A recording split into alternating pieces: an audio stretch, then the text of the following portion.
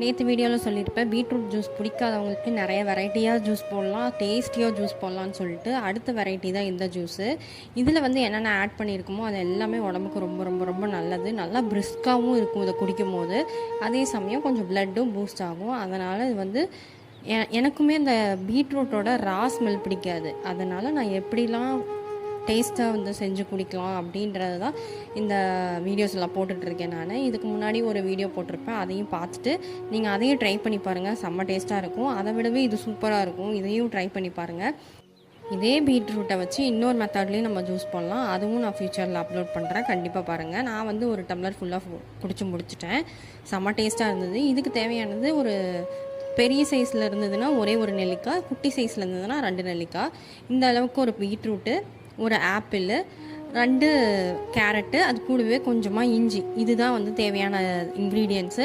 அது கூட நீங்கள் வேணும்னா கருவேப்பிலை கூட ஆட் பண்ணிக்கலாம். இப்போ இது எல்லாத்தையும் சின்ன சின்னதாக கட் பண்ணி ஒரு மிக்ஸி ஜாரில் ஆட் பண்ணிவிட்டு, கடைசியாக வந்துட்டு ஒரு மெயின் இன்க்ரீடியண்ட் வந்து இந்த ஏலக்காய் வந்து போட்டோம் அப்படின்னா இது பீட்ரூட் ஜூஸா இல்லை என்ன ஜூஸுன்றதே கண்டுபிடிக்க முடியாது. வெறும் பீட்ரூட்டை போட்டு நீங்கள் ஏலக்காயை போட்டு குடிச்சிங்கன்னா கூட சூப்பராக இருக்கும். அந்தளவுக்கு அந்த ஏலக்காய் வந்து டேஸ்ட்டு, அந்த ஃப்ளேவர், இது எல்லாத்தையுமே என்ஹான்ஸ் பண்ணி சூப்பராக கொடுத்துரும் நமக்கு. அதுக்காக தான் அந்த ஏலக்காய் வந்து நம்ம ஆட் பண்ணுறது. ஏலக்காவுமே ரொம்ப நல்லது உடம்புக்கு. ஸோ கண்டிப்பாக ஒரு ஏலக்காய் ஆட் பண்ணிக்கோங்க. இந்த ஜூஸ் வந்து நம்ம 3 பேர் குடிக்கலாம். கொஞ்சமாக தண்ணி ஆட் பண்ணிக்கோங்க, ரொம்ப நிறைய ஆட் பண்ண வேணாம்.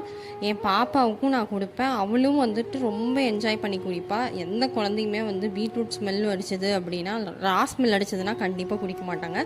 அதுக்காகவே நான் வந்து என்னெல்லாம் செஞ்சு கொடுக்கலாம் அப்படின்றதுக்காக தான் இந்த வீடியோ.